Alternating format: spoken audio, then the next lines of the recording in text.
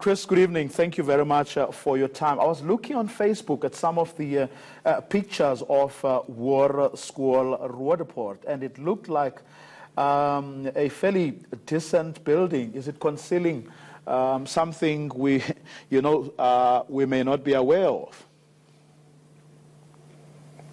Well, the building is about 40 years old as well. And the school became aware of the problem in June 2017. They made an inspection because the plaster was falling off the walls. The ceiling was getting loose. The walls were cracked. The window frames were being bent. And then they started with reinforcement of some of the floors by putting in reinforced steel. And while they were busy with it, the contractors told them to say, listen, that some of the floors in the classrooms were sagging by about as much as 6 centimeters in the middle.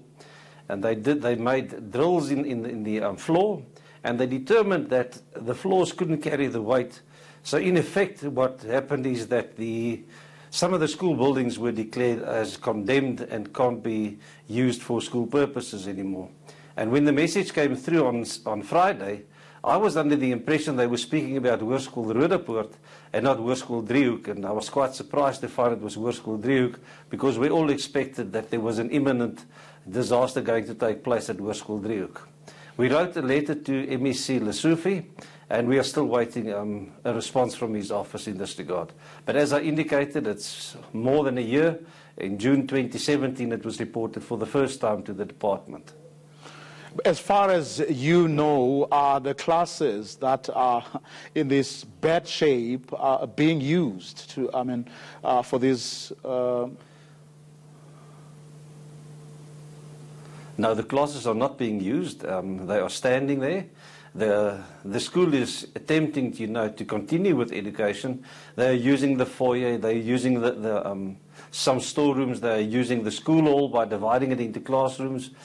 In effect, about 240 learners are affected by it, about 25% of the school population. So it really is affecting them quite seriously, and it's something that needs to be addressed as soon as possible. Or, as I indicated, there's another imminent disaster going to take place there. How widespread could this problem be, from what other teachers or members of your union are telling you? Would Hoërskool Driehoek be the only one? My understanding is, and I attended the Education Lekgotla 2 weeks ago, and I was part of a commission that also dealt with the state of school buildings. And my deduction was that this is quite widespread in South Africa. It's not only to the schools in Gauteng. And it seems as if in the past decade or two, that school maintenance hasn't really received the attention that it's supposed to receive. Everybody tried to cut corners because of the finance shortage in education. But I think that we're going to pay a huge price if we don't do something drastically and immediately. Or otherwise, more schools are going to be condemned. Well, presumably, there would have been conversations at those, in whatever commission that you attended. Those from government who were part of those conversations, what was their sense? What was their contribution to the conversations? Well, the officials are extremely concerned about the fact that proper school maintenance or maintenance of structures and buildings is not taking place. And I am convinced that we appoint many teachers as school principals, as members of school management teams, but no one is training them with regard to the ins and outs and, let's say, the detail of what is supposed to happen with regard to school maintenance. And I think we drastically need a capacity building program to capacitate school teachers, school principals, on what to look for when they deal with school maintenance. And we as a union, we've started considering, providing a course in the whole question of facility management and school maintenance itself.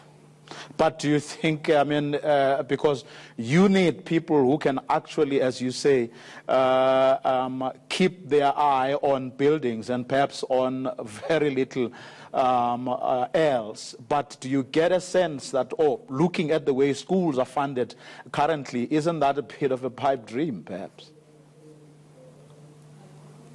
It is a bit of a pipe dream. Let me give you an example of the Free State. If you take the school budget, the normal division of a school budget is 80% for staff costs and then 20% for other costs associated with running education.